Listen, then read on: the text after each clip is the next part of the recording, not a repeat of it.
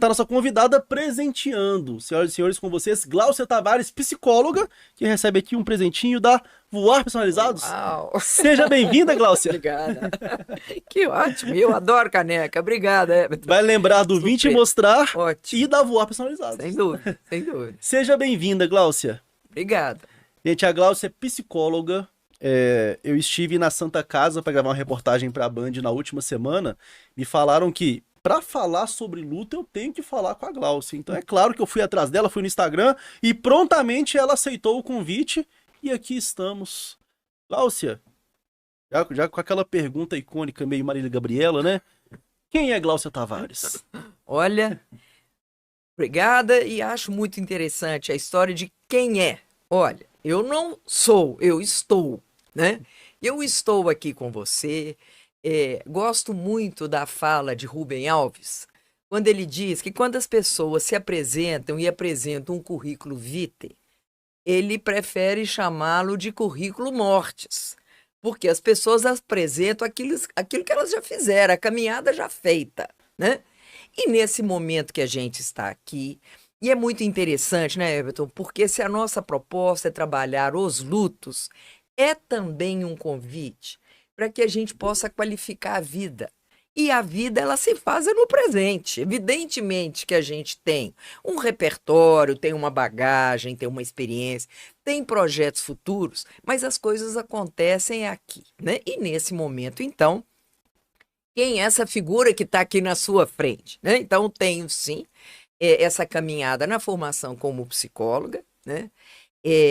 Uma caminhada que frequentemente eu ainda escuto as pessoas dizendo, mas trabalha ainda? Né? Então é interessante como que essa questão do etarismo ainda está presente e a ideia de que alguém na condição etária que eu estou já poderia estar fora, carta fora do baralho, né?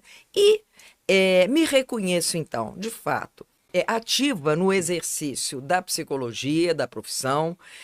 Fui docente, sou professora aposentada de curso de graduação, mas mantenho aí as minhas atividades profissionais, oferecendo cursos de especialização, de pós-graduação. Então, a questão da docência está presente, né? Naturalmente, tenho aí atividade clínica e o que de alguma forma me dá um lugar de fala até para estar aqui, que também sou uma mãe enlutada.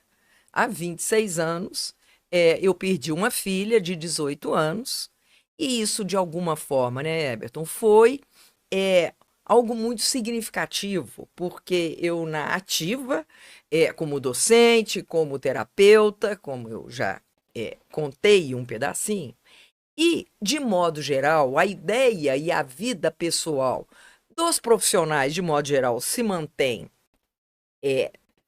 fora do circuito profissional, mas que diante de um evento dessa monta era impossível que isso se mantivesse ali distante, né?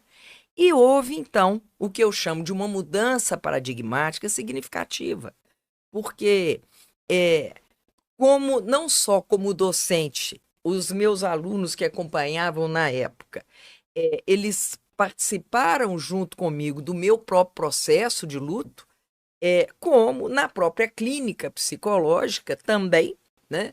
E assim como você está dizendo que a morte mudou sua vida, a morte da minha filha também, né? Num primeiro momento, a chegada e a maternidade, de modo geral, muda a vida das pessoas, mas também a morte de uma jovem de 18 anos também é um evento que tem uma marca, né? Então, ao longo desse tempo, eu venho me dedicando aos estudos da tanatologia ou aos estudos da morte, né?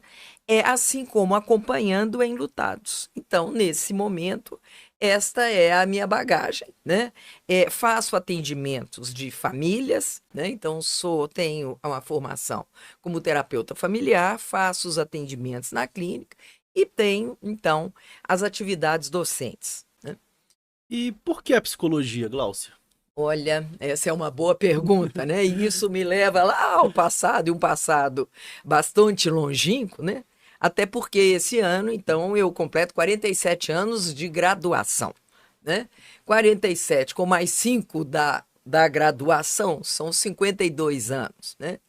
E nessa época, uma jovem, né, na faixa aí, realmente, dos 17, pensando na vida, um dos interesses que eu tinha como atividade profissional era muito mais ligado por uma grande ligação afetiva que eu tinha com a minha professora de português, e daí, então, me interessei pelas letras em função do quanto eu admirava a pessoa dela e tal. Então, essa era uma proposta, né? Sou a filha caçula de uma família de 4 irmãos, e a minha irmã, 14 anos mais velha que eu, achava que uma coisa boa era eu fazer algo ligado à química. Naquela época ainda não existia necessariamente a bioquímica, mas era o curso de química que ela achava que poderia ser promissor, né? Isso aos olhos dela. E nessa época eu já namorava. E o meu marido, quando ele entrou para a faculdade de medicina, ele tinha 2 certezas. Ele não faria pediatria e que tinha um interesse pela psiquiatria. Moral da história. Se formou e fez a especialização em pediatria e realizou o sonho da psiquiatria, sugerindo que eu fizesse psicologia. E eu achei que era mais atraente. A proposta é mais atraente do que a química. Aquela época, minha mãe tinha alguns contatos já de pessoas, professores na UFMG, e eu tive a oportunidade de conversar com elas e estar presente, me encantei. E desde então, né? Então, desde 1972, século bem passado, né? Eu venho me interessando aí, né? E me encontrei nessa caminhada, né? É uma caminhada que ela não é só teórica, né? Ela é vivencial e ética. Então, acho que esses 3 pilares vêm me sustentando ao longo desse tempo, né? E quando então sou inquirida se ainda trabalho, eu digo, olha, enquanto eu tiver saúde, disposição e estiver oferecendo uma qualidade de atenção para as pessoas, eu me mantenho, sim. Maravilha, temos muito que conversar. Eu sou curioso. Então vamos nessa. Mas eu tenho que cumprimentar aqui que a audiência tá muito boa. Ó, vamos lá. Marcelo de Souza, o hipnoterapeuta que eu te falei em Olha off só, aqui, ó. eu vou usar minha canequinha. Ó. Ah, O Marcelo de Souza, ele é hipnoterapeuta e hipnotizou ao vivo aqui, tá acompanhando. Marcelo, um grande abraço pra você, muito obrigado pela audiência. A Beth Chalos, ela diz que foi muito traumatizante o falecimento do pai dela, hemorragia interna, ele sem respirar aos poucos foi traumatizante. Vamos falar sobre isso. Sinestares Psicologia, deve ser colega aí que tá acompanhando, ó. Cris Barros, uma querida, sempre também com audiência fiel aqui. Francisca Silva, Mário Moreira, muito obrigado, Mário. Claudinei Santos, a Voar Personalizados, que presenteou aqui, acompanhando também. Obrigado, Voar. Obrigado pelo carinho de sempre, viu? Chiquinho Firmiano, Pedro Henrique, que ele veio pelo professor Eustáquio, tanatopraxista. Ô, Pedro, obrigado, seja bem-vindo, viu? Espero que goste. Motoverso acompanhando aí, e o Eustáquio acompanhando também. Ô, audiência qualificada, hein? Maravilha. Júlio César, Eliane, Lucas Rodrigues. Ô, maravilha. Sejam todos bem-vindos, viu? Muito obrigado. Podem mandar perguntas, vamos responder, tentar responder todas, né? Gláucia, então você escolheu a psicologia aí, seu marido teve essa parte decisiva nessa escolha, né? E a primeiro contato que você teve com o luto, primeira vivência, né? Primeira experiência com o luto. Quando foi? Eu tinha 5 anos de idade e, de modo geral, essa é a expectativa, né? A morte do meu avô, que morava conosco, e que foi um choque, né?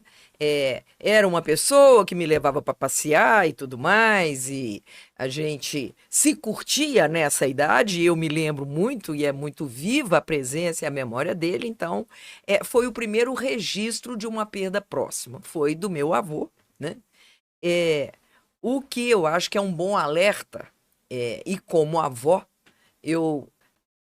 foram necessários 11 anos para ter sensibilizado a minha filha, que era muito interessante que a minha neta fosse apresentada aos rituais fúnebres que nos compõem. Porque, de modo geral, Para uma jovem, né? Agora ela já está com 14 anos e tal, mas de modo geral, para a criança e o jovem, se inteirar dessa realidade com a perda dos avós, onde muitas vezes o ambiente já é de uma consternação e um peso maior, é muito mais traumático. Então, poder visitar cemitérios, poder compreender e entender que esta é uma parte da nossa vida que nos compõe, eu costumo chamar que isso chama de psicoeducação. Então você Né? recomenda que jovens visitem cemitérios Sim, e e de interessante. preferência com pessoas que não sejam tão pela primeira vez, até para se inteirar, né? Que não sejam pessoas tão próximas, mas que conheçam o ambiente, né? Que tenham informações do que ocorre, como é que ali se dão essas providências e esses encaminhamentos da nossa vida. Então, sem dúvida nenhuma, é um bom lugar para se visitar, sim, né? Numa situação de mais calma, de tranquilidade, de poder trazer algumas perguntas, né? Para que as próprias pessoas e jovens façam, que as pessoas que acompanhem também tenham essa tranquilidade de perceber que nem tudo a gente vai saber responder, né? Especialmente sobre o pós-morte, que é algo que tem aí várias maneiras de compreensão, né? Então, mas é um tema que merece ser trazido para o convívio diário. E tem uma época da vida, uma idade mais ou menos que seja mais recomendado, assim, pensar. Que eu fico pensando, ó. Se a escola tem a missão de preparar para a vida, de ajudar a preparar para a vida, pode-se pensar em ter algo na escola com Pode. relação a isso, uma preparação para que as crianças se preparem para lidar com isso. É. Psicologicamente ou cientificamente ou tecnicamente, existe algum período que seja recomendado isso? É muito interessante, porque isso me convida a pensar até na questão da sexualidade para a criança. Então, quando você está me perguntando de educação para a morte, eu também te pergunto, né? Ou a gente traz também essa condição. Quando é que vale ser introduzido na vida da criança o tema sexualidade, que também nos compõe, e que por muito tempo existia essa questão de até de terceirizar para a escola. Tá? Na medida que, mais do que terceirizar como uma tarefa puramente acadêmica, mas que for um tema que também tenha espaço e acolhida dentro de casa, e eu acho que você trouxe um advérbio, um adjetivo muito importante, que é a curiosidade. Qual é o tempo? Não é tempo cronológico. Até porque, em qualquer situação que nós humanos estejamos, a nossa idade cronológica é o ponto de menos confiabilidade, porque ela é apenas um registro civil. Né? Mas nós precisamos de entender muito essa idade do interesse, que desperta, que tem perguntas, né, que surgem. Esse é um momento adequado, tanto na questão da sexualidade, que até muito pouco tempo era tão tabu, e que hoje a gente fala disso, né?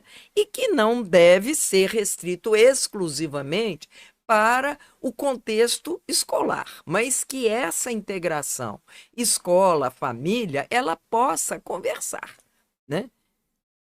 Trazendo aí essa ampliação, né? E esse interesse pelo tema que é a nossa condição humana. Voltando lá nos seus 5 anos de idade, quando você perdeu seu avô, você se lembra como foi lidar com o luto tão cedo?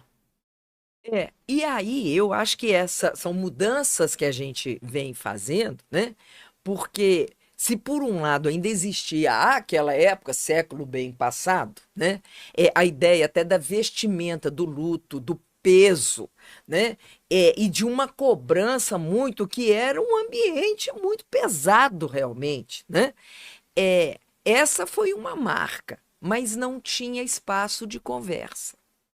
Os semblantes eram pesados, não podia ligar televisão, não podia ter Fala música, baixo, né? tinha que, né? Era É. isso. Se em algum momento havia espontaneidade, uma criança que ri, né?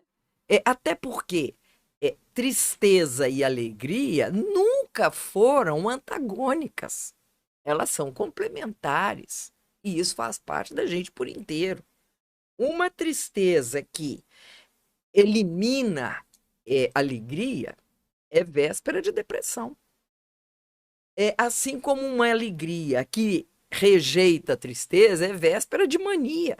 E daí nós falamos realmente dessas oscilações tão intensas. Agora, poder entender que no meio da tristeza também tem alegria, mas num ambiente que ficava muito da rigidez, então essa era muito marca. E eu me lembro que eu ficava ali, né? É quase isso, muitas vezes, vinha associado à culpa, né? Como é que a criança podia querer brincar, né? Se o clima era peso, né? Então a marcação até a missa de sétimo dia, esse tom solene, a missa de um mês, então a marcação dessas datas, né? E uma condição que perdurou por muitos anos, e muitos anos que eu estou dizendo até há 20 anos ainda se falava muito que luto demorava um ano, né? Do ponto de vista trabalhista, a gente sabe que existe uma licença de 3 dias, cujo nome é licença de nojo, e que ao final dos 3 dias, o funcionário, o colaborador ou empregado, ele é convocado a retomar ao trabalho e render o tal qual ele tinha parado, né? Recentemente, eu atendi uma pessoa e ela muito grata, porque o órgão empregador dela deu a ela uma licença de 5 dias no lugar de 3. Então, ela tomou isso, né, e reconheceu a gratidão disso, né? Então, nós precisamos de entender que essa pausa, esse tempo, além, né, de todas as imposições aí, de dar entrada em inventário, e todas as complicações dentro de um momento em que as coisas ainda nem se organizaram, As né? implicações e complicações, né? Muitas, muitas, né? Então não é simples. Então, quanto mais as pessoas tiverem oportunidade de conversar, né? E é muito interessante isso, Everton, porque a Sociedade Brasileira de Geriatria e Gerontologia produziu há uns 10 anos um dispositivo que é um baralho que se chama Cartas na Mesa. Esse baralho ele foi traduzido, ele foi produzido, na verdade, na Inglaterra e foi então adaptado e tendo então aprovação para que houvesse divulgação aqui no nosso contexto brasileiro, e que eu costumo dizer que é um dispositivo muito interessante para que a gente utilize nos domingos depois da sobremesa do almoço de domingo, colocar as cartas na mesa, né? Que na verdade então são 32 cartas, né? Com algumas perguntas. Da maneira como você imagina que quer ser tratado, o que você reconhece, o que você valoriza, enfim. São perguntas que dão oportunidade que as pessoas conversem. Porque, de modo geral, esse é um tema que, né, bate na mesa, vai dar azar, né? E nesse momento que a gente está aqui conversando sobre luto, e de modo geral até gosto de usar lutos, porque são vários e são plurais, quem ainda na vida não viveu luto, pode aguardar que vai viver. Não tem jeito, isso faz parte. Só tem um jeito, né? E hoje venho ampliando mais, e não só eu trouxe uma complementação, né? Mas trabalhamos a ideia de luto não só por morte, existem os lutos não mortes, né? Eu ia falar sobre isso. Tá, então Né? vamos lá. Perguntar sobre isso, né? Porque geralmente as pessoas têm ideia de que o luto é aquela coisa de que perdeu alguém, é o caixão, é funerária, é tudo, mas nós vivemos lutos diariamente, né? O tempo inteiro. Nesse momento, nós dois estamos vivendo. E aí é o jeito Gláucia de estar dizendo isso. Se você me disser, olha, hoje eu não tinha nada para fazer, então eu resolvi da gente estar aqui nesse momento, porque eu não teria outra opção neste momento para fazer, né? Eu te daria uma declaração de miséria existencial, né? É claro que para que nós tenhamos priorizado esse encontro, certamente nós renunciamos a milhares de outras opções presentes, né? Então, assim como a gente vem dizendo, e tecnicamente existe isso, os lutos não mortos por situações as mais diversas, da aposentadoria, da mutilação, do divórcio, da casa vazia, né? Das doenças, tá? Das mutilações, quer dizer, são Tem várias os questões. materiais, né? Bateu o carro. Ué, né? É um choque, É. tem como é que se A organiza, perda né? material, né? Isso, né? E vem dizendo, então, que na vida, quem não consegue fazer e passar por esse trabalho de luto vive mal, né? E que escolher, desde a roupa que você vai vestir, do alimento que você vai ingerir, do tempo que você dedica, né? A gente ainda escuta as pessoas dizendo que vão conversar para julgar conversa fora, e aquilo até me faz mal, porque conversa não é para julgar fora, se não for para julgar dentro, nós estamos desperdiçando tempo que não será reposto, né? E eu acho que entender a questão até da nossa finitude do tempo que passa, o tempo que não foi vivido, esse já foi, né? Então, processo de escolher, ele caminha como algo que eu priorizo, mas eu também renuncio o tempo inteiro. Algumas escolhas são facílimas de fazer, outras nem tanto, né?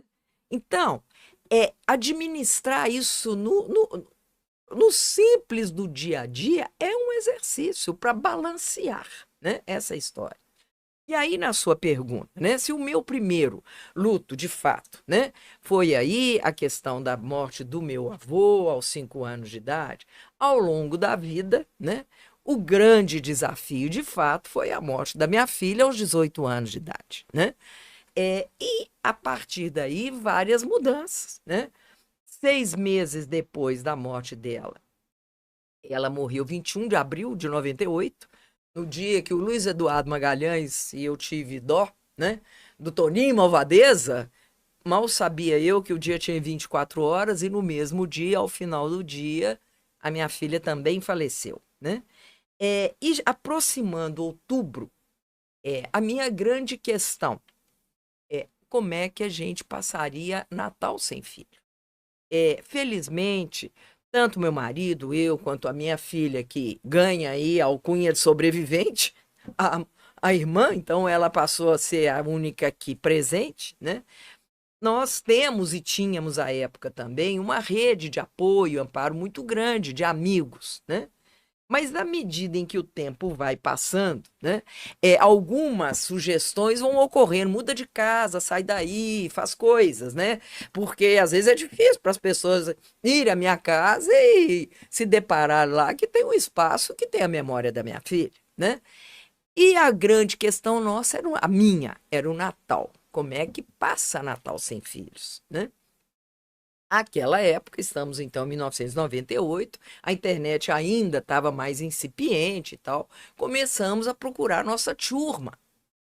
Acontece que a nossa turma, em língua alguma, tem uma qualificação.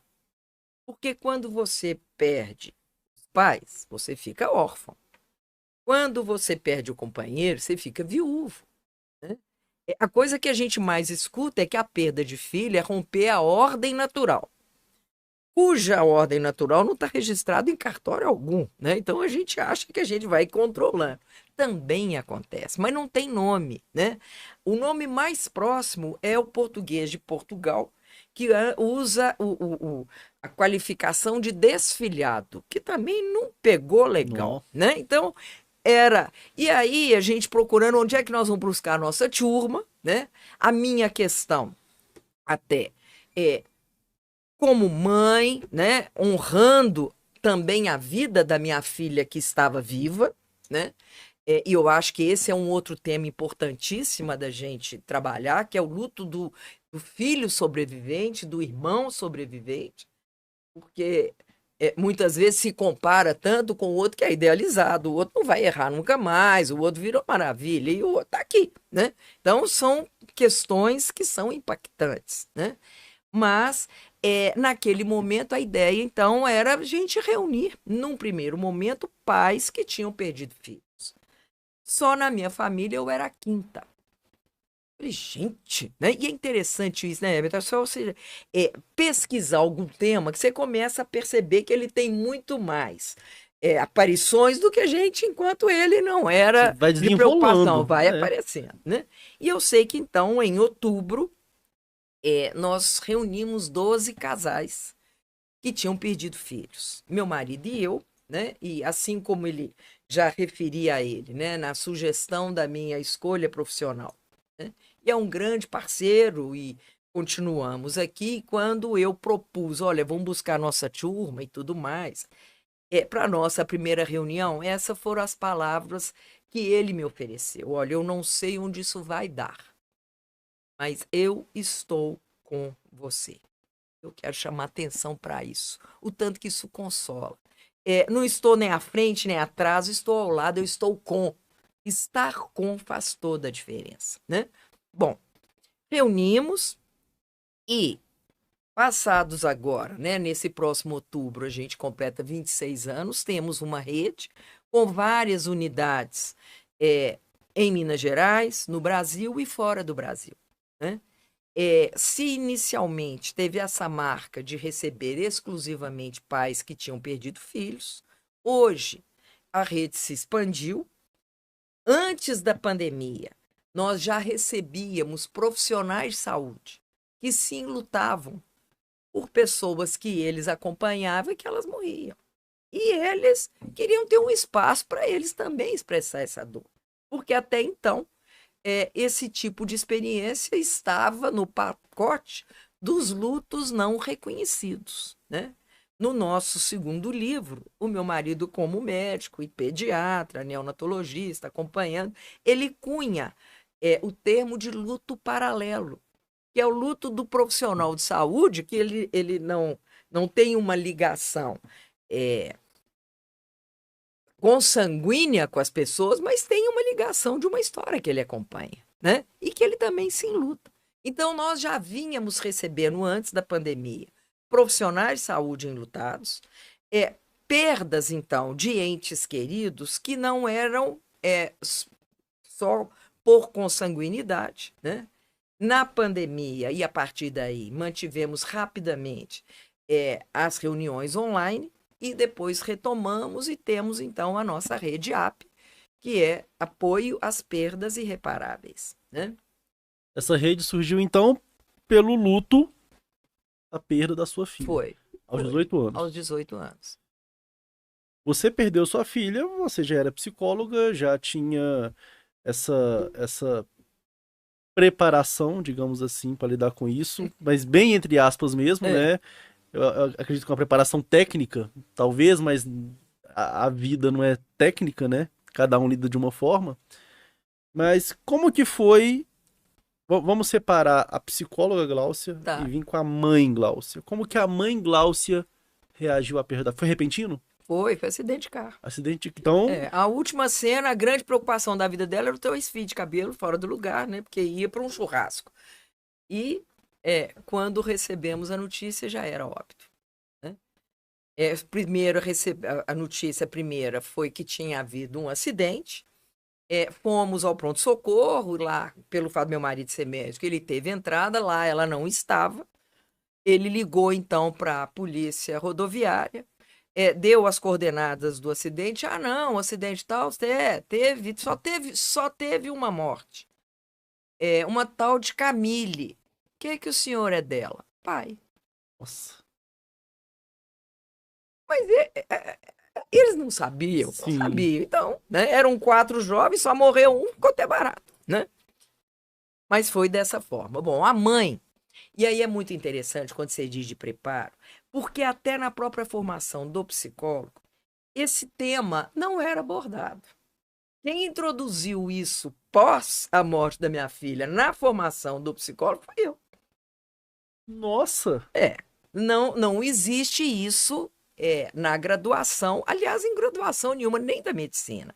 A grande conquista, o que a medicina lida é com a anatomia, são os corpos para que eles trabalham, mas a tanatologia, o estudo da morte, é, é algo que eu tive a oportunidade de fazer mestrado na Faculdade de Medicina aqui da UFMG, onde foi oferecida e eu fui aluna da primeira turma de Dor e Morte, numa pós-graduação, né?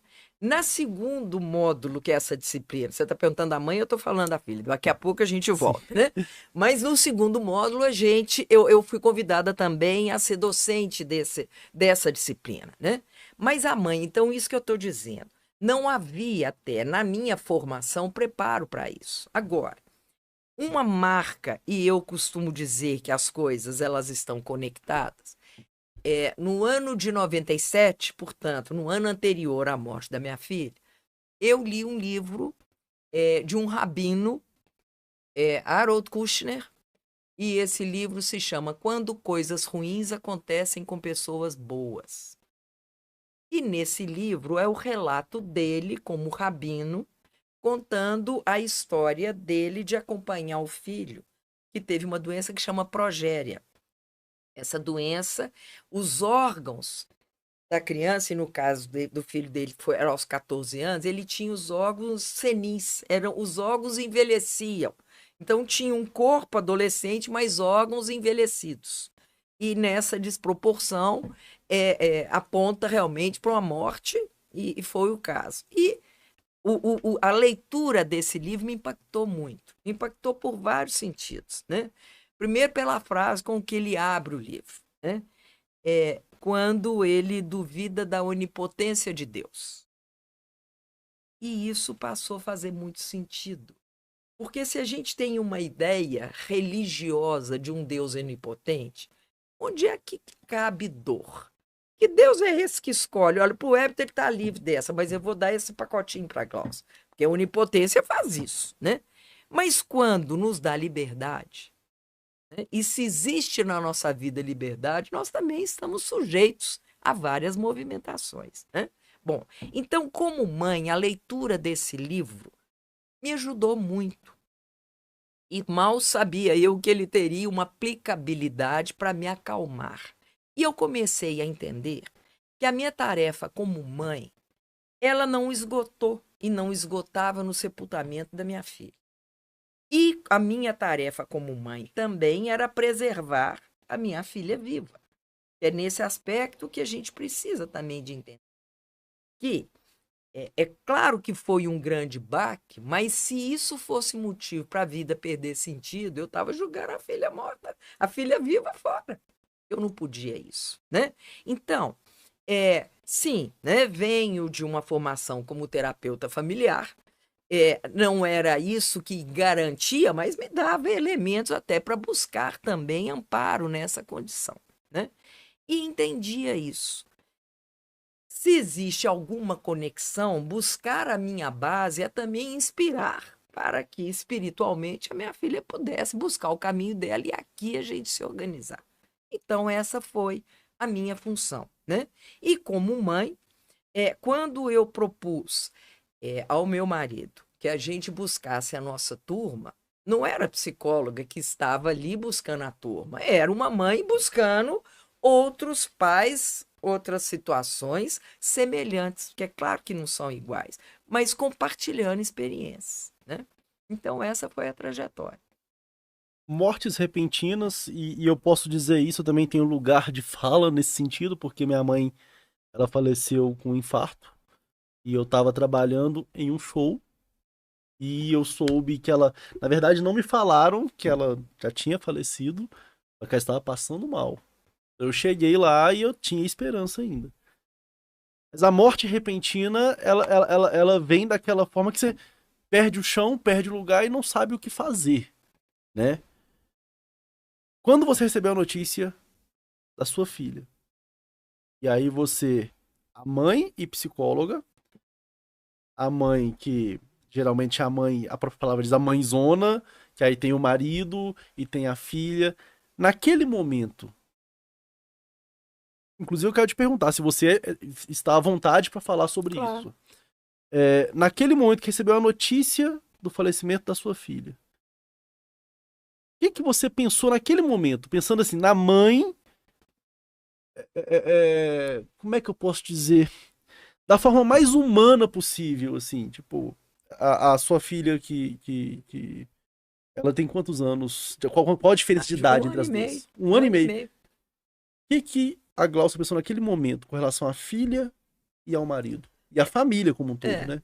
naquele momento eu estava meu marido e eu, né? Então, quando ele soube dessa notícia, eu estava ao lado dele, e o susto dele, né?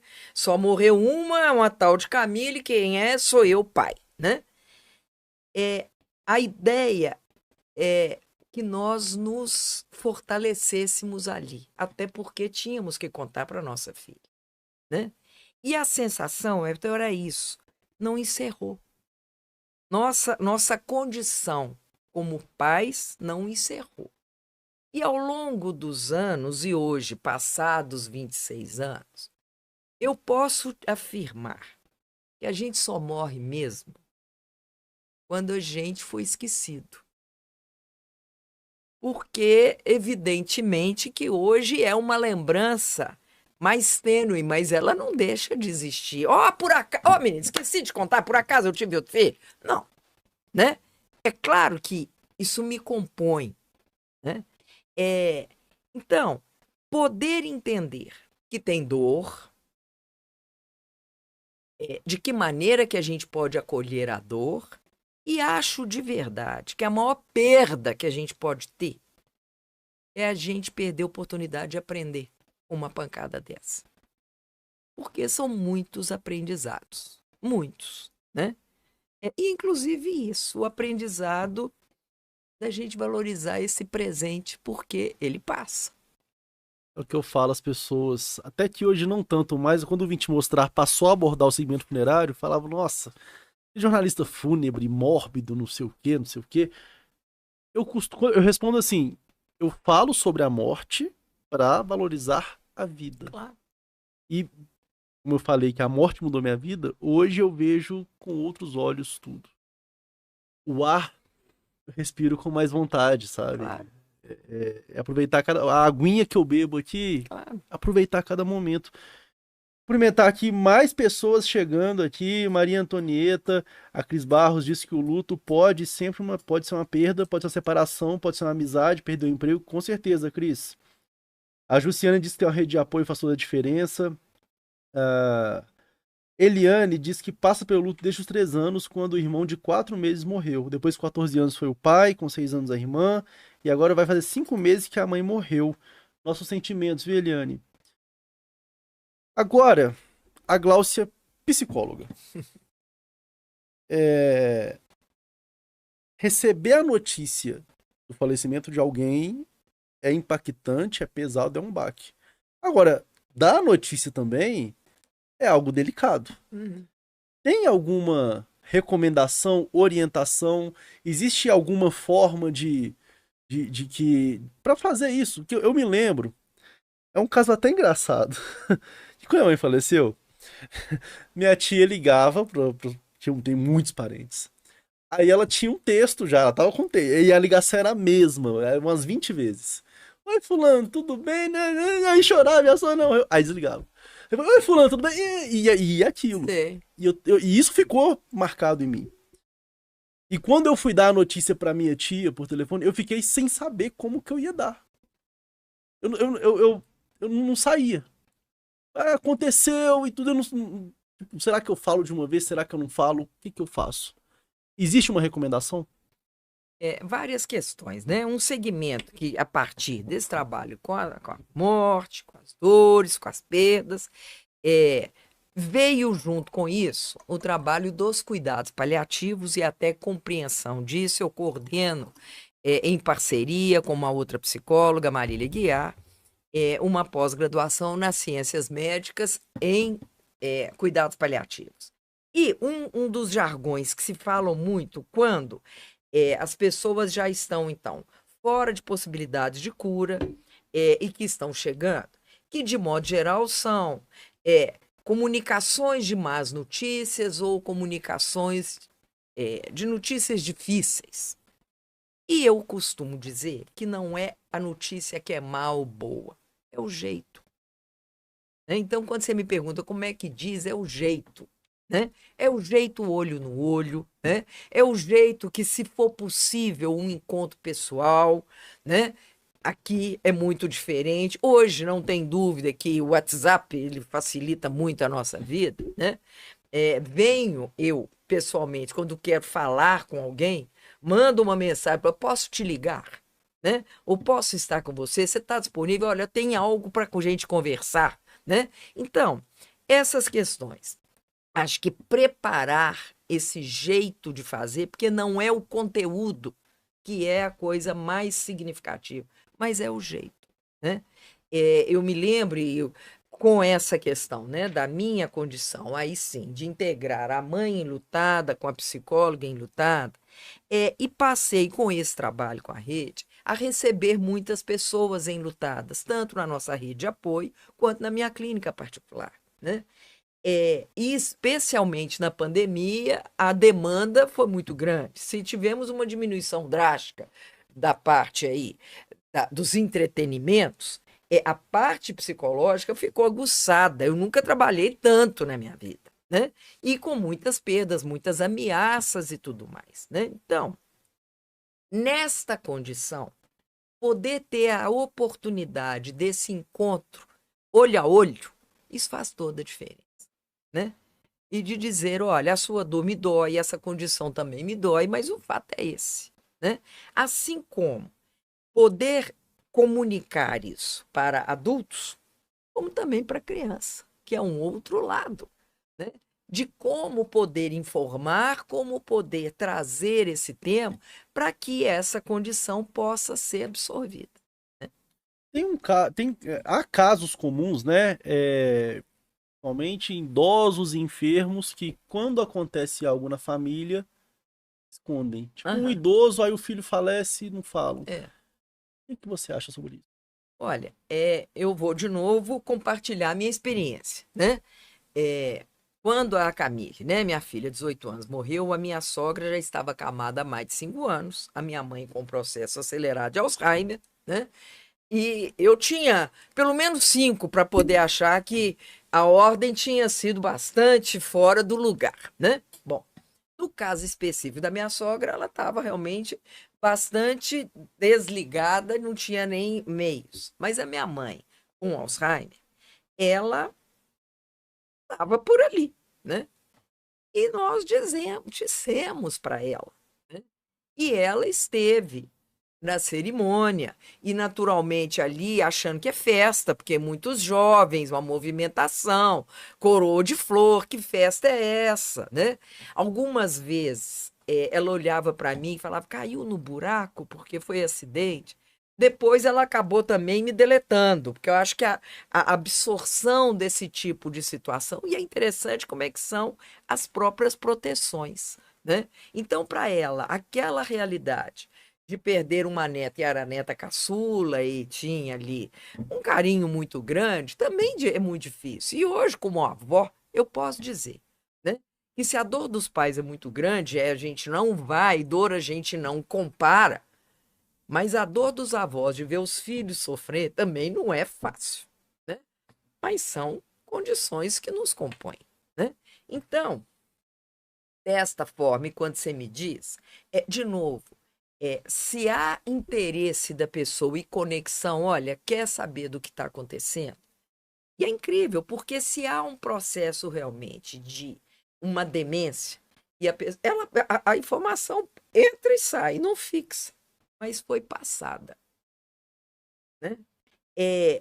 Costumo dizer, e acho que lidar com os lutos e com a morte é lidar com 3 instâncias: mistério, vazio e silêncio. Mistério é diferente de segredo. E se você quiser saber um dos agentes, e a meu ver, talvez o agente mais tóxico para a intimidade, é segredo. É querer guardar aquilo, porque a característica do segredo é que eu tenho um segredo que eu compartilho com alguém, né? Aliás, conta e falo, não conta para ninguém, mas eu já estou te contando, tá legal? Bom, mas ao eleger alguém que é depositário desse segredo, eu também estou eliminando quem não pode saber.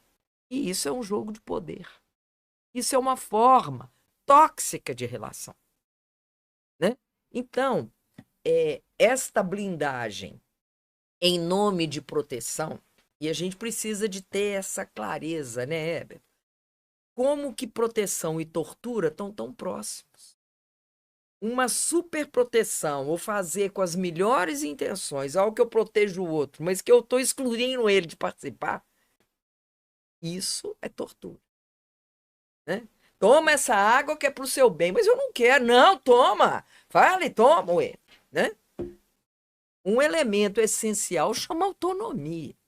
Dom Pedro gritou às margens do Ipiranga: independência ou morte? Olha, coitadinho de nós, se nos crermos independentes, estamos mortos. Né? Mas podemos conquistar a autonomia. E autonomia no direito de ter a liberdade de escolher. O que eu quero saber, o que eu não quero. Porque qualquer escolha tem os seus desdobramentos.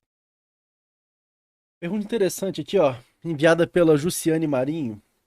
Ela gostaria de saber o que devemos fazer quando a pessoa continua mantendo o quarto de alguém que já partiu, mas por muitos anos. Inclusive do jeito que a pessoa deixou. Seria mórbido ou uma patologia?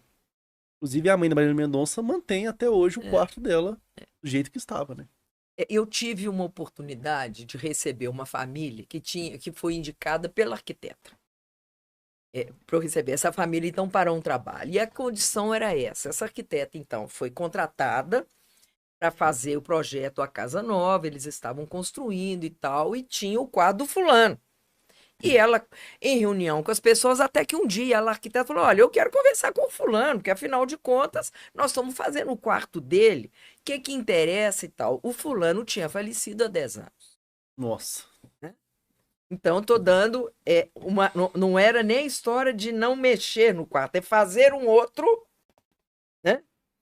E ela, então, achou que era bom ser caso de psicólogo. Então, eu recebi essa família nessas condições, né? Então, eu costumo dizer, Herbert, que se o luto, né, e a perda, ela desce goela abaixo, tem que engolir, tá?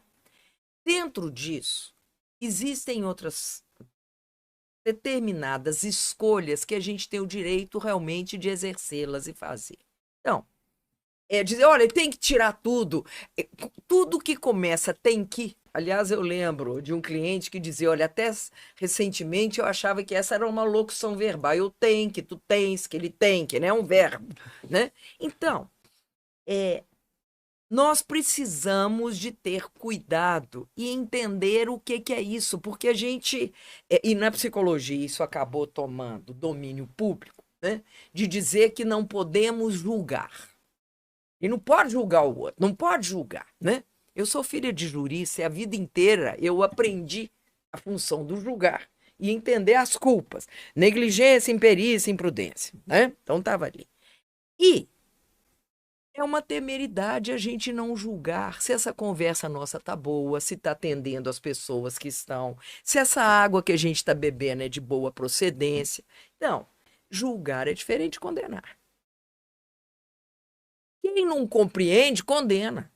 Mas nós precisamos de entender. Então, quando você relata, fulano, né? E aí tem um exemplo até da mãe da Marília Mendonça. O que isso? Qual é o sentido disso para ela? Nós não sabemos. Aqui, à distância, eu não posso dizer.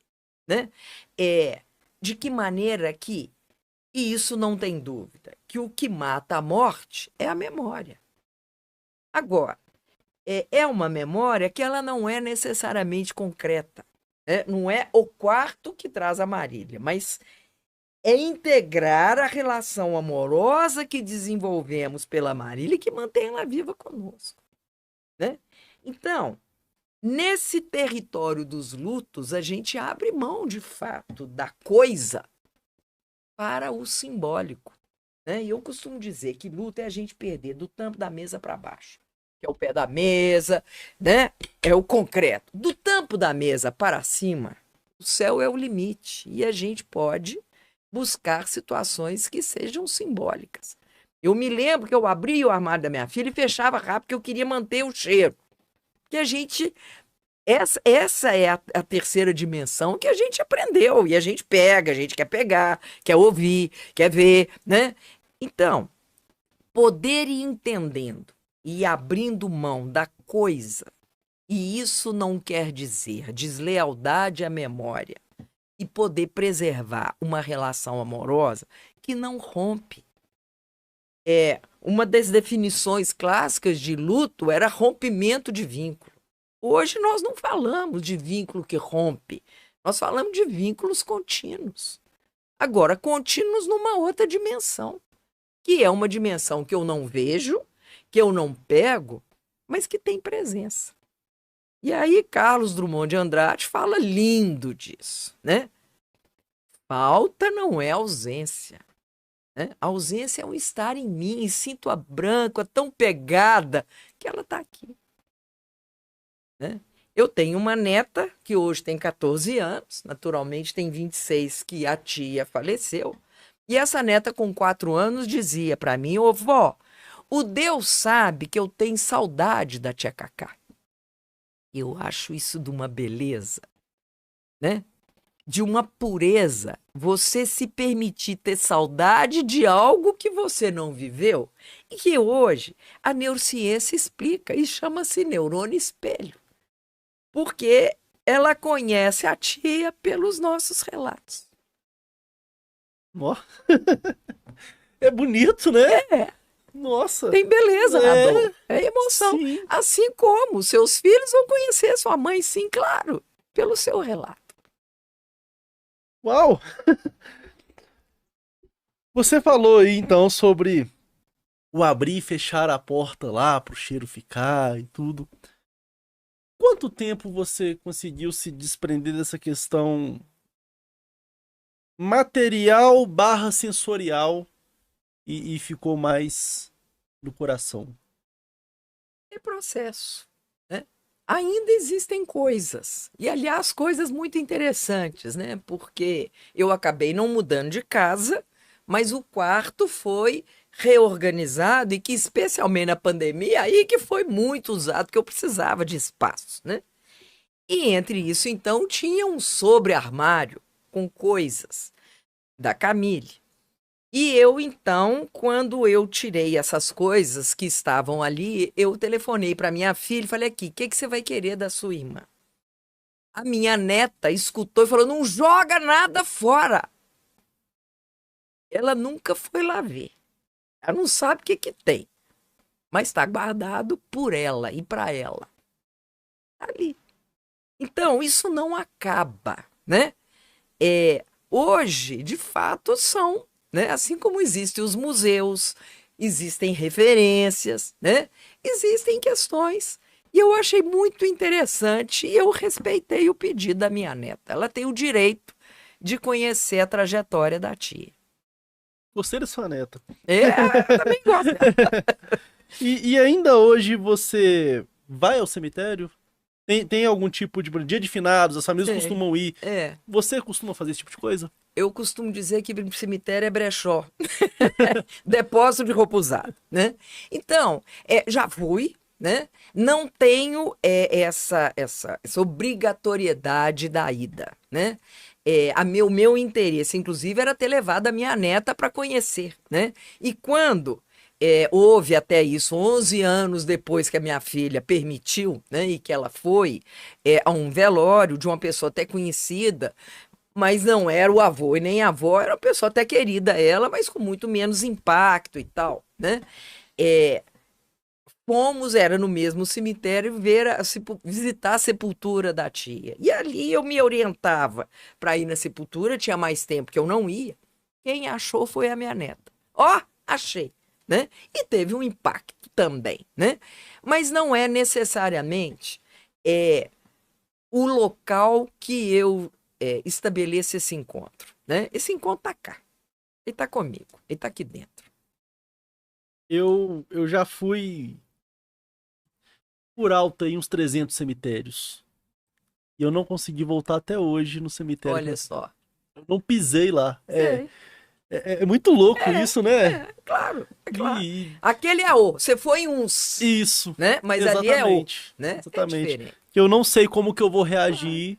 Não sei. E também não quero testar agora, não. O dia que eu quiser testar, eu vou, né? Esse é o direito de escolher e é muito bacana isso, né? Eu não sei se dentro da sua caminhada você teve essa experiência. que é a exumação.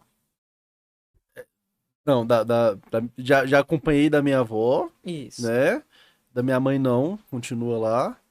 Mas eu já fiz uma. Eu fiz. O dia de É, coveiro. olha só. Pois é. Não, eu sabia e eu tinha decidido, e essa era uma escolha, que quando houvesse a exumação da minha filha, eu queria estar presente. E eu estive lá, estava, né? Por escolha, né? É claro que existe um pedido que tem alguém que eu acompanhe. E eu quis, eu já sabia que eu queria, e me preparei de alguma forma, porque eu nunca tinha visto, e eu acho que isso é algo que para nós que muitas vezes ficamos tanto no mundo da matéria, saber o que é o tal do pó é algo que merece. E não recomendo que seja uma experiência de cara com alguém próximo. Por isso, eu me preparei assistindo uma outra de um tio muito querido, mas era um tio. E eu fui para exatamente entender o processo, né? Como um preparo para estar presente na exumação da minha filha. Né? E para mim aquilo era mais uma etapa, assim como colar a lápide, eu que quis fazer. Então, várias questões, como a ida na medicina legal, eu estava presente. Então, em todos os momentos que tinham ali etapas referidas a ela, eu estive presente. Eu recomendo isso para as pessoas? Não. E não digo que é um processo que ele tenha que ser igual, nós não somos Uma iguais. receita de bolo, né? Não, né? Existe um autor que ele diz que o luto ele é tão singular como as nossas impressões digitais. Então não existe o que é errado, o que é certo, o que tem, o que não tem, não tem. Mas é muito legal fazer aquilo que tem sentido. O que o povo está perguntando aí? Qual que é a Não, arguição tem, do tem, momento? tem muita gente aqui comentando, ó. É, a Nice vai pelo lado religioso, fala que neste mundo teremos muitas aflições. A Eliane comenta que a mãe dela sempre incluiu em todos os velórios e enterros e achava que seria mais fácil. A Eliane diz também que dói demais. Vanderlice, Eberton, boa noite. Gosto muito do seu programa. Você apresenta uns temas importantes e não vistos em outros programas. No momento da perda é muito difícil. Ficamos sem ação, sem saber por onde começar. Pois é, Vanderlice. O objetivo aqui é esse: é mostrar o que a mídia tradicional não mostra. É ir por caminhos pouco tradicionais, digamos assim. E eu fico feliz por estar contribuindo. O objetivo é esse e estou aberto a temas. Que quiser ver, ou quiser saber, pode mandar que nós vamos atrás. A Luzia perdeu a irmã e está fazendo tratamento psicológico. Não por ela ter ido, mas sim por não conseguir fazer o que eu gosto, louvar a Deus na igreja. Lembro dela e começou a chorar. Cada um lida de uma forma, né? Boa noite, Eberton. Parabéns pelas pausas. Obrigado, Tereza. A Beth fala sobre o plano funerário. A Cris, uma querida que acompanha desde o começo aqui, diz que o esposo saiu do banho, foi até o quarto, deitou e teve um infarto. Foi muito difícil. E os sentimentos, Cris, é realmente bem complicado. A Angel Rosas, boa noite. Esse mês faz 14 anos que meu filho se foi e até agora eu não aceito. Pois sinto sua falta todos os dias, só queria ter certeza de que ele está bem. Isso aqui é interessante. Pensar no além, no que acontece depois. Para você, Glaucio, o que a morte representa? Eu busco Monteiro Lobato quando Emília nos conta, né? Viver é assim, a gente pisca, não pisca. Viveu e morreu. Né? Existe algo biologicamente que encerra. Mas evidentemente que, para nós que estamos aqui, isso que a gente está aqui exemplificando, tem uma conexão que não acabou. Se essa conexão que eu tenho com a minha filha, ela recebe, ou de que jeito que recebe, esse é o mistério. E eu respeito o mistério e não fico tranquila em garantir que é ou não é. Né? Eu acho que existem formas religiosas que foram desenvolvidas por humanos que buscam essa explicação. E fico muito tranquila de entender que tem algumas coisas que nós não temos essa explicação fechada. Aliás, eu tenho um certo horror de assim é ponto final. É desse jeito, acabou, né? Eu gosto muito de reticências. Eu gosto muito que a gente levante perguntas, que a gente possa entender, e até quando nós começamos a nossa conversa, e que você me perguntou quem é você é, né? Eu prefiro estar, porque o que fixa impede a gente de fazer maiores perguntas, impede que a gente tenha curiosidade, né? Tenho uma ligação afetiva e gosto muito de um padre da religião católica que morou aqui em Belo Horizonte, que foi uma pessoa que me acolheu de uma maneira muito carinhosa, né? E, naturalmente, dentro de uma formação católica, né? Ele fala da ressurreição, né? Existem, por outro lado, doutrinas espíritas que falam de uma reencarnação e que, para mim, quando você pergunta, pouco importa se é uma coisa ou outra, não importa, né? Eu escrevo no meu livro, quando eu abro o livro e chamo do luto como uma contingência e da luta como uma transcendência, né? Exatamente dizendo isso. Para um ateu que acha que a vida é isso, pronto, acabou, né? Olha, você trata de viver muito bem vivido, porque o senhor só tem essa. Para alguém que tenha orientação espiritual, podem existir reencontros. Então, você trata de fazer a sua cartilha o melhor possível para facilitar esse reencontro. Isso não muda a nossa condição de estarmos aqui, enquanto estivermos, né? Depois que estivermos, eu acho que dentro do tema luto, um outro tema que também me impacta, que é o testamento vital.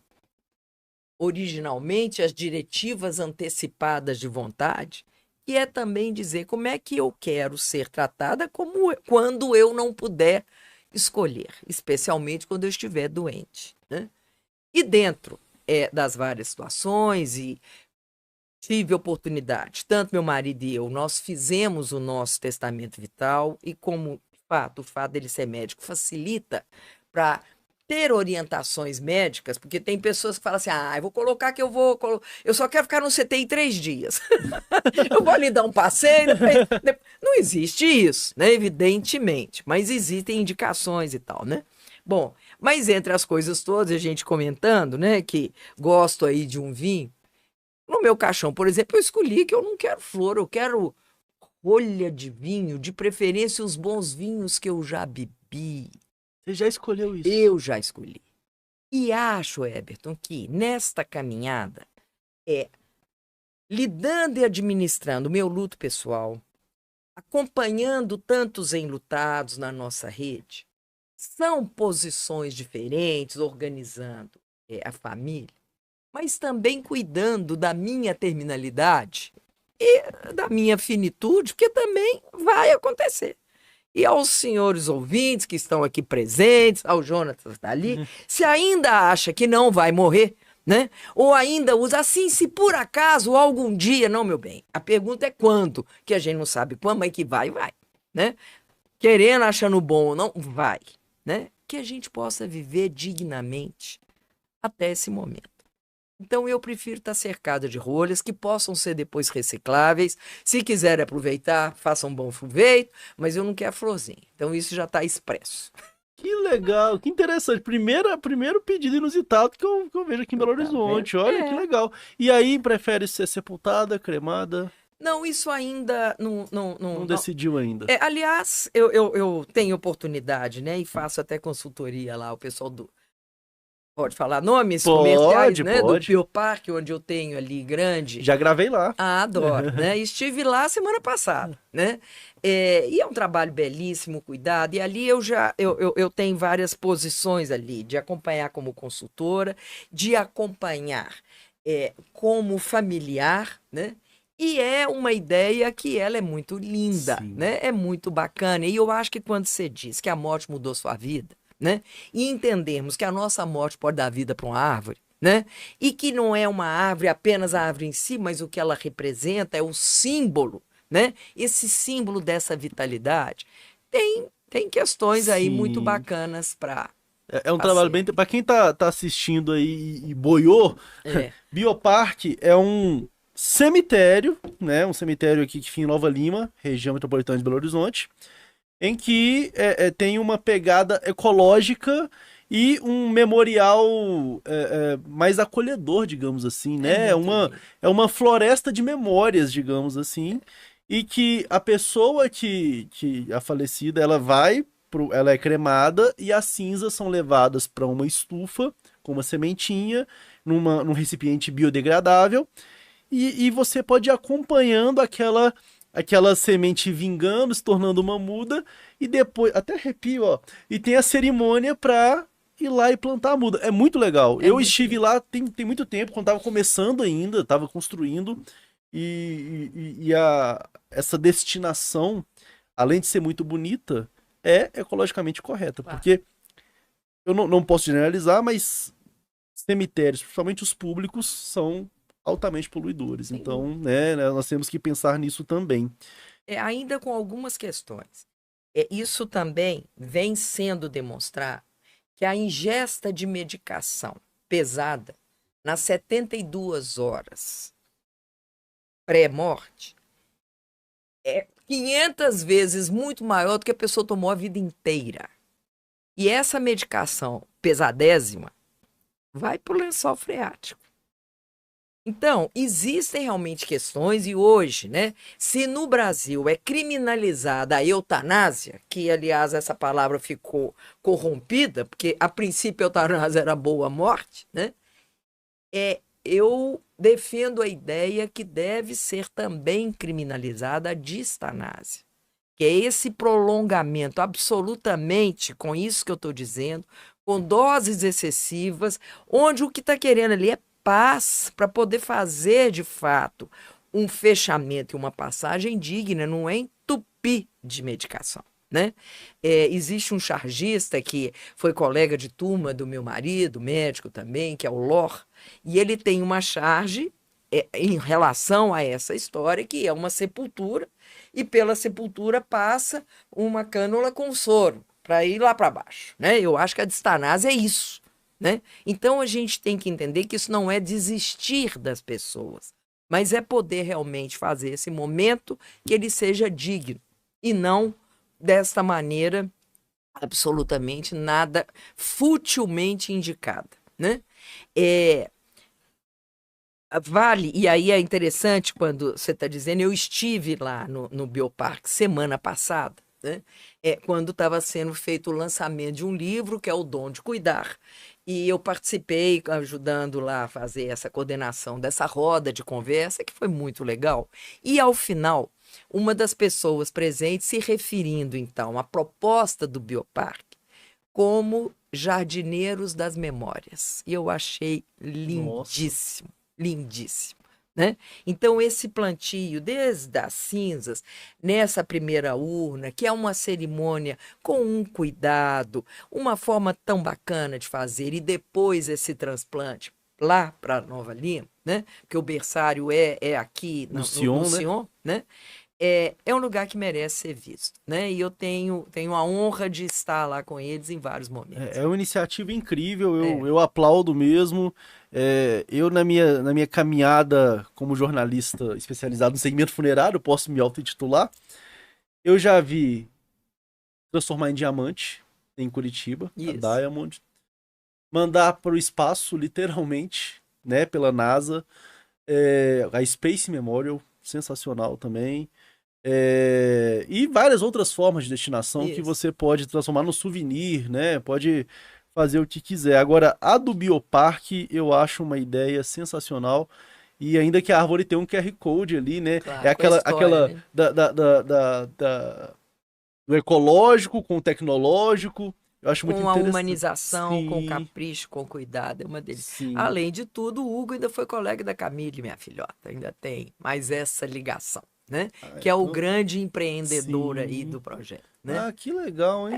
A vida vai fazendo umas conexões muito Então, lindas, né, Herbert? nós estávamos ligados de alguma forma e agora nós encontramos aqui, ó, que é o Bioparque, a Santa Casa, Claro. o luto. É Eu isso. tô há 4 anos já trabalhando esse tema e tá sensacional a conversa, viu? Você citou os livros, e aí eu quero até pedir, ô Jonathan, que as capas dos livros são sensacionais, que elas se complementam. E eu queria mostrar aqui. São duas obras, né, que você escreveu. O título aqui, Do Luto à Luta. Vira? Como é que. Deixa Pra aqui. onde? Pra onde? Pra essa câmera aqui, ó. Do Luto à Luta e A Vida Continua. Do Luto à Luta. Sobre o que trata essa luta. Várias questões, né? Esse livro, eu não imaginava isso, mas a Camille, ela estava fazendo um curso de jornalismo. Ela entrou para o Ia ser curso. colega. É, é, ela entrou para o curso em fevereiro e faleceu em abril, né? Na Universidade FUMEC, onde eu era docente do curso de psicologia.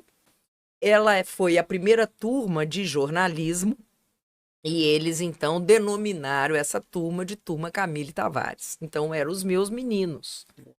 É. E em agosto de 2001, que seria então o ano da formatura, por uma série de questões eu resolvi em agosto que eu queria publicar um livro para ser lançado na formatura.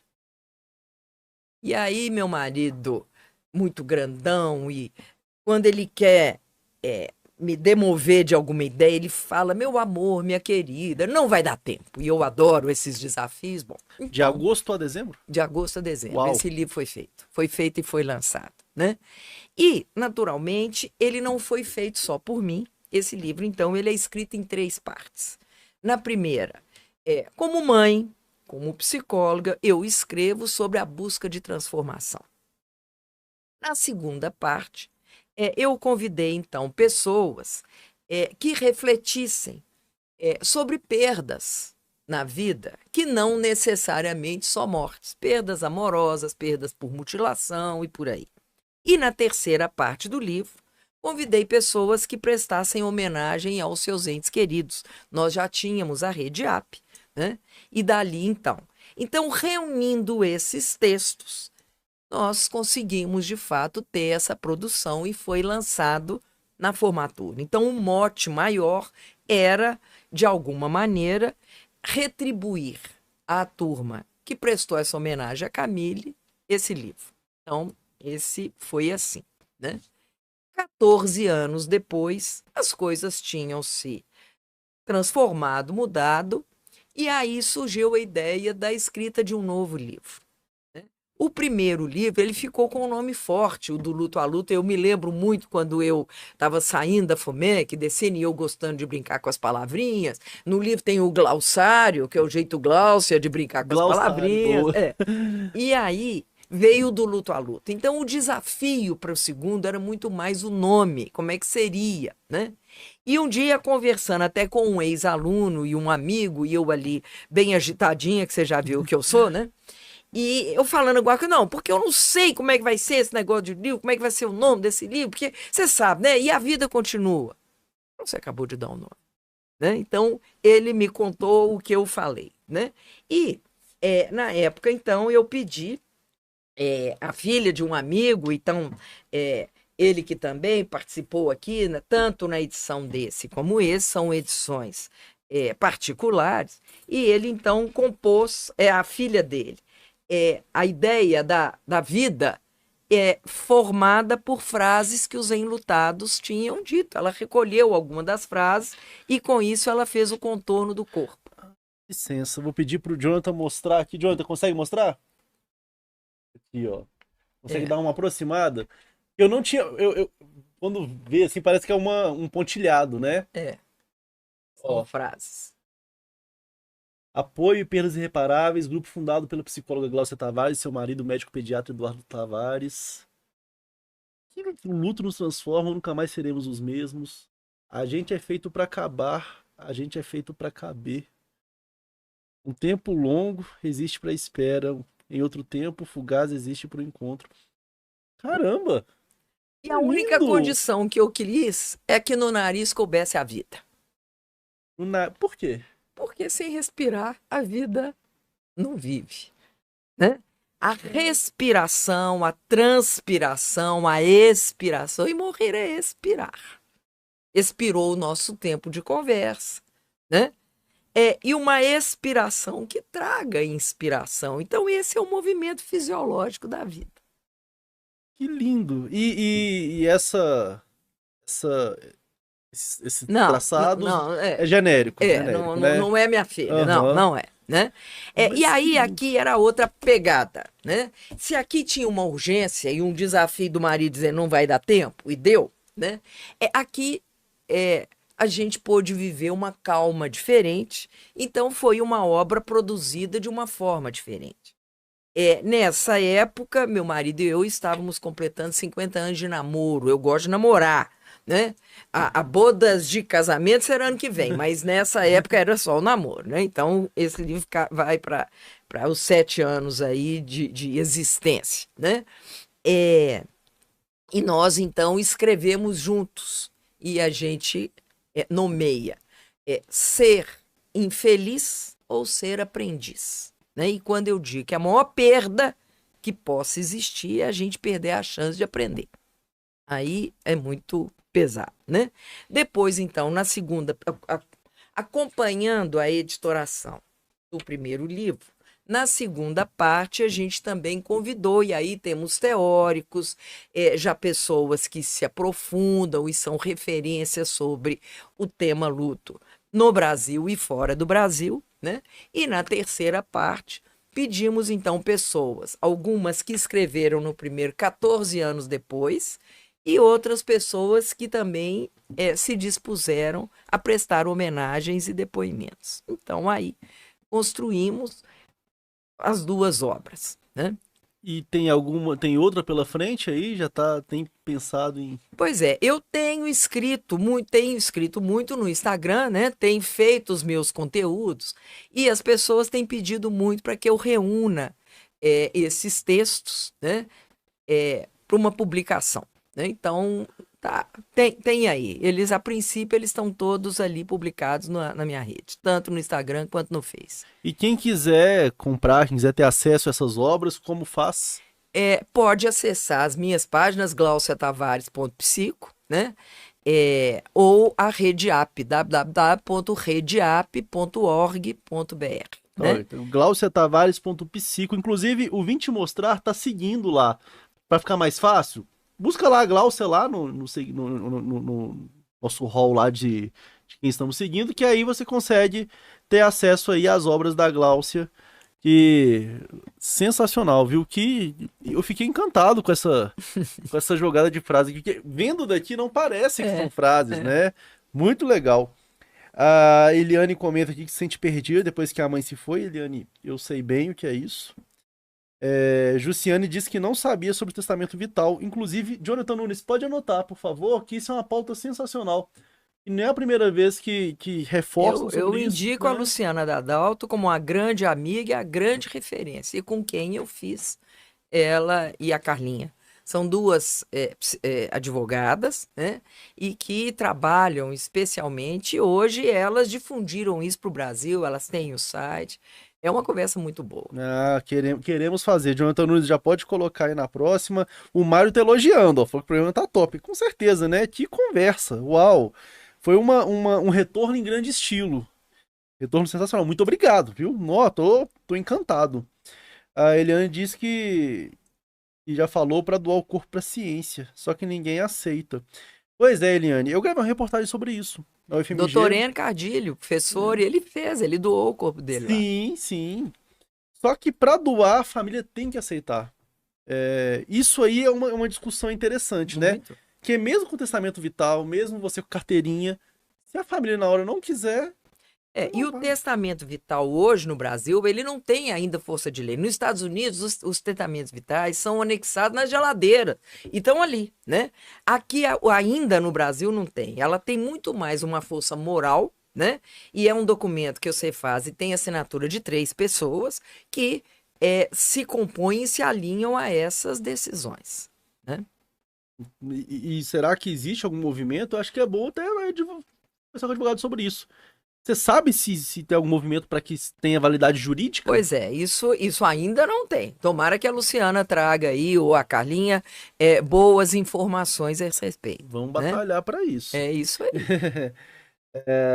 Jussiane comenta, Jussiane tá ativa aqui, ó. Tem muita resistência com relação à cremação no meu corpo, muito estranho, é uma situação cômica, minha sensação de dor é muito grande. Pois é, quem pratica aí a religião espírita, né, acredita que são 72 horas para Tá se aguardando, né? desprender, né? Isso. Então, pode ser que sinta. Sei. Ah, Daniel Barbosa, Darley, inclusive, também muito ativo aí. Segundo pesquisas, hoje 8 em cada 10 cemitérios públicos estão poluindo o meio ambiente. Sem dúvida. Pois é, porque os cemitérios públicos geralmente são aqueles municipais, do interior, que não tem aquele Mal cuidado. cuidado. Hoje os particulares não. Particulares têm tecnologia de ponta. Inclusive, eu fui no cemitério aí há 2 meses que tem até conexão com a internet. Eles têm uma É. central que monitora tudo. Se tiver algum parâmetro, vem o filtro e limpa. É muito interessante. O Marcelo tá elogiando aqui, hipnoterapeuta. Eliane não se imagina sem filhos e netos. A Beth, como deixar um ente querido ir embora? Ia perguntar sobre isso, aproveitando. Quando que o luto ele passa a ser de fato uma preocupação patológica? É isso? Essa é a palavra É. correta? Se torna O, patologia? é. Existe o que a gente chama da integração, né? O que a gente pode chamar de luto funcional ou luto saudável. E existem transtorno. Hoje se fala transtorno do luto prolongado, que antigamente era chamado de luto complicado, né? Então, nós falamos dessa condição, de fato, de um impedimento de retomada de vida, de vitalidade, de ficar ali patinando no que eu chamo de um sofrimento desmedido. Então, isso se caracteriza e ele faz parte, inclusive, do DSM, que é a descritora aí das doenças mentais, né? Então, nesse caso que eu estava relatando, que a arquiteta indicou para que eu acompanhasse essa família e tudo mais, nós estamos falando de 10 anos, né? Então, é legal que as pessoas entendam isso. Esta memória, ela não vai acabar, né? Agora, a vitalidade na vida, e eu costumo dizer isso, e quando eu abro, por exemplo, esse primeiro livro, e que eu chamo de que a busca de transformação, é que eu escrevo, e que eu chamo do luto como contingência e da luta como transcendência, eu posso ler? Pode, claro. Eu acho que talvez possa ajudar. O luto é o processo de assimilação de uma perda. A luta é a disposição de buscar e descobrir como viver com dignidade a despeito das perdas. Como eu disse, para um ateu que considera a vida apenas do ponto de vista material, cumpre vivê-lo e fazê-lo dignamente, pois só se tem essa vida. Para alguém que tem orientação espiritual, viver com dignidade é favorecer reencontros eternos. Luta é a abertura para receber o amparo vindo das mais variadas fontes e também buscar pertinência. Luta é a labuta, o esforço para desenvolver habilidade e buscar soluções.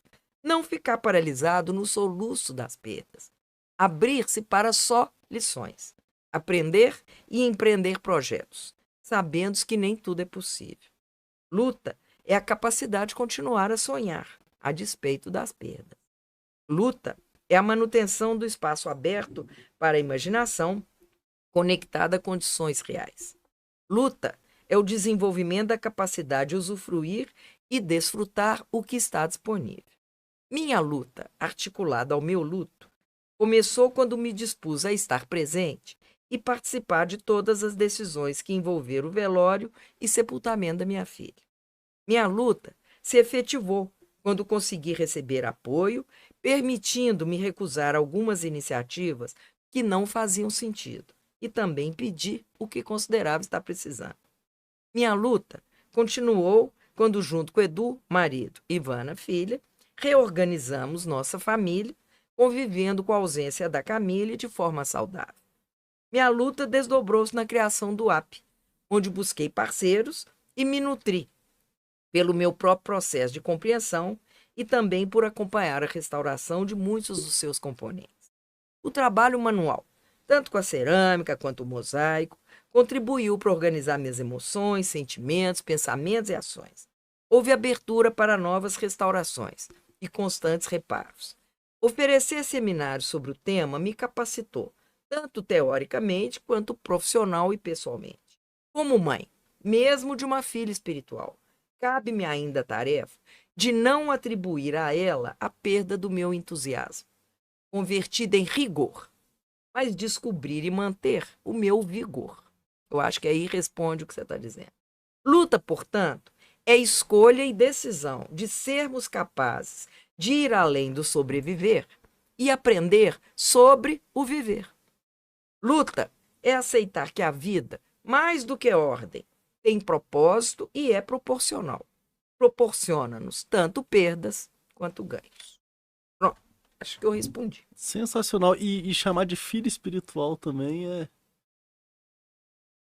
é mais. É bonito. Você pensar que, minha filha é falecida, minha filha é espiritual. Você é boa com as palavras. Parabéns, viu? Parabéns. Darley, pessoal, aceitar a dor é quase que um remédio para a mesma. A gente quer manter todo mundo ao nosso lado, mas nos esquecemos que também partiremos. É preciso ver o milagre que há na própria existência. A Sônia elogia aqui, ó. Fala que foi esplêndido. A Luciane fala que é perfeito. A audiência gostou, hein? Cláudia, algo que eu não abordei e que você acha que é importante ser falado? Eu quero te oferecer minha mão pelas suas lágrimas. Né? Obrigado. E eu acho que não é um tema da cabeça para cima, né? Ele é um tema que é cabeça, alma, coração, né? E que certamente, né, você pode revisitar também, né? E ela é nossa, essas ideias são nossas, né? E que a gente possa se encontrar por aí. Quero muito, foi incrível, incrível, obrigado mesmo. Foi um retorno sensacional, não tem sensacional, sensacional, obrigado. E a audiência gostou bastante também. E eu quero ter você mais vezes aqui na TV. Os entrevistados chegam aqui e acaba que a gente leva para tudo. E se você tiver gostado e quiser voltar, as portas estão abertas. Amém. Muito obrigado. E para quem quiser acompanhar a Gláucia, então, lá no Instagram, Gláucia Tavares.psico. GláuciaTavares.psico. Quem quiser também ter acesso às obras dela, é só chamar no direct lá, que ela vai passar o caminho das pedras para vocês. Ó, lembrando que domingo tem reportagem inédita. Nós vamos falar sobre vilipêndio de cadáver. É um tema complicado, né? Mas é necessário falar. Inclusive, revisitamos Ih, peraí. Superchat, tem que parar tudo. Superchat. Voar Personalizados, muito obrigado, nosso parceiro. Além de nos presentear nossos convidados, também manda o superchat. Voar, muito obrigado pelo carinho. Voltamos força total aí e vamos estreitar cada vez mais a nossa relação. Muito obrigado mesmo. Voltando, domingo, reportagem sobre vilipêndio de cadáver. Eu revisito aí os tristes casos da Marília Mendonça, Gabriel Diniz, Cristiano Araújo. Mais recentemente, duas adolescentes lá em Piracicaba, Paraná, que reviraram um túmulo e zombaram e tudo, e estão sendo responsabilizadas. Tinha-se a ideia de que, por serem menores de idade, os pais levariam. Não. Por mais não seja um crime, por ser menor de idade, é um ato infracional, mas vão responder por isso sim. E vamos falar sobre isso, ouvimos um advogado sensacional, e vai ao ar no próximo domingo agora.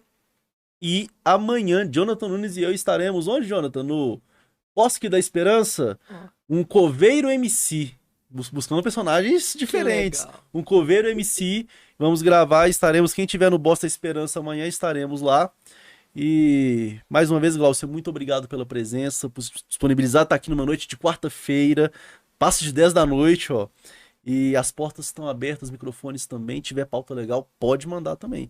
E tiver sugestões também, entrevistados, manda pra cá que nós queremos abraçar. A você que acompanhou até agora, muito obrigado pela audiência. Voar Personalizados, Grupo Balo pelo apoio, muito obrigado também. E nesse final de semana, muitos shows, Jonathan Nunes, muitos shows. Tem Vai Dar Samba, tem Cidade Junina, tem Lemonheads no Distrital, tem resenha Black Bomb lá no Distrital no sábado também. Muita coisa. Então Belo Horizonte está fervendo. Acompanha no @grupo_balo a agenda dos eventos de Belo Horizonte e região. E a você que acompanhou até agora, muito obrigado. A todos que acompanharam aqui, que estão bombando o chat até agora. Obrigado, gente. Muito obrigado mesmo. Darley, um anjo, obrigado pelo elogio, viu? Um abraço, Jonathan, muito obrigado pela operação. Com maestria hoje, hein, Jonathan? Foi perfeito, hein? Que isso. Voltou inspirado, redondinha. Obrigado demais. E na próxima semana tem mais 20 Mostrar ao vivo. Na próxima semana estaremos aqui com a Cíntia Santos. Ela é psicóloga do IML e vai falar sobre criminologia. Um assunto interessante também. Jonathan, muito obrigado, viu? Pode pôr na tela aí Voar Personalizados e a vinheta. Boa noite. Valeu. Voar Personalizados. Canecas que contam histórias e demonstram sentimentos. Na Voar, você pode criar uma linda caneca para marcar momentos importantes e presentear pessoas especiais. Registre fotos, mensagens, datas importantes e muito mais. A Voar é especialista em canecas personalizadas e vai te ajudar a presentear de um jeito inesquecível. Personalize a sua agora mesmo. WhatsApp 31 99504 8400. Voar Personalizados. Canecas que contam histórias e demonstram sentimentos.